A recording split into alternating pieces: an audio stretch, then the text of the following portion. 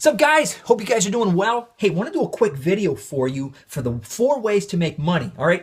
I get asked all the time, man, how do I grow my personal wealth? How do I grow my, how do I just grow my income?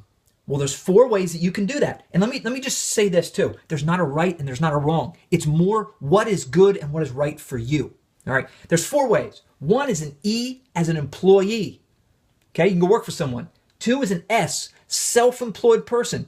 You can have a laptop lifestyle is what they call it, I think. You go online, you create a business, and you start, doing that from your laptop, which is awesome, okay? Self-employed. Business owner, B for business owner. That means that you have a business that gives you money whether you're working in it or not, okay? That's a B, or a business owner, and that's using the leverage of people. Last is an I, or an investor. That's where you're taking your cash and you're buying something in hopes to get a return or a consistent cash flow return from it.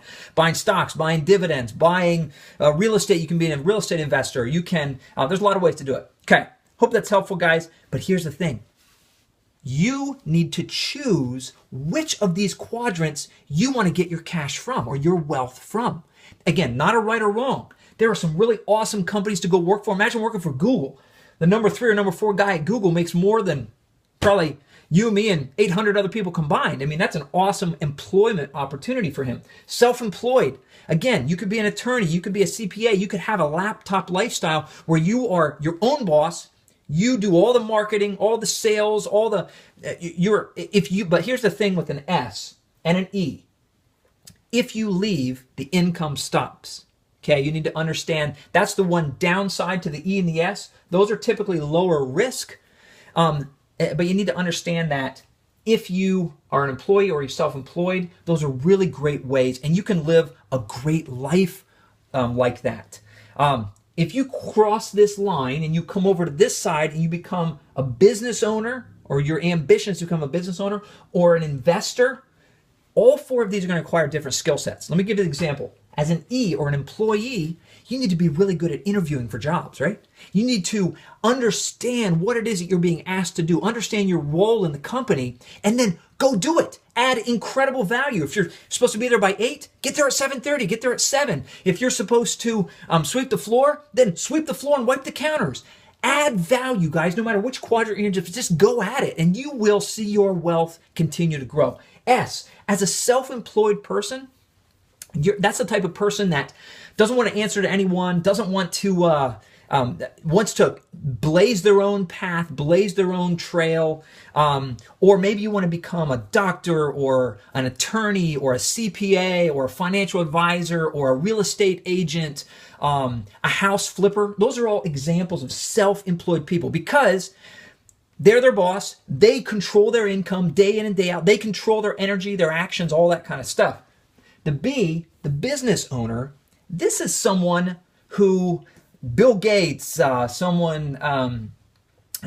is Elon Musk. Those are obviously the 2 ginormous business owners. Typically, the business owners in the world are the most wealthy, and a lot of them also investors. Investors or business owners are the most wealthy in the world. Warren Buffett, obviously, incredible investor. Bill Gates, an incredible business owner. All right. So, but you need to learn those skill sets that are required for each one of those 4 categories. And again, not a right or wrong, but I want you guys to understand this. So, I used the example with my kids the other day. I was talking to them about a restaurant. All right. So you have a restaurant, right? You go into the restaurant, and there's 4 ways that you can make money from that restaurant.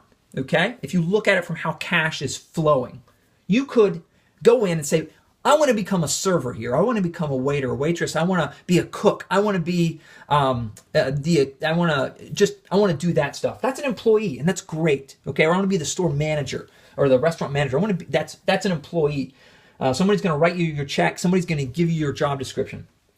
S, you could be the self-employed restaurateur. So you see a restaurant and you go buy this restaurant and you hire the servers, you hire the CPA, you hire all these people, and you're in the business and you're physically managing this business day in and day out. That's a self-employed person for that restaurant. Okay, that's in this category.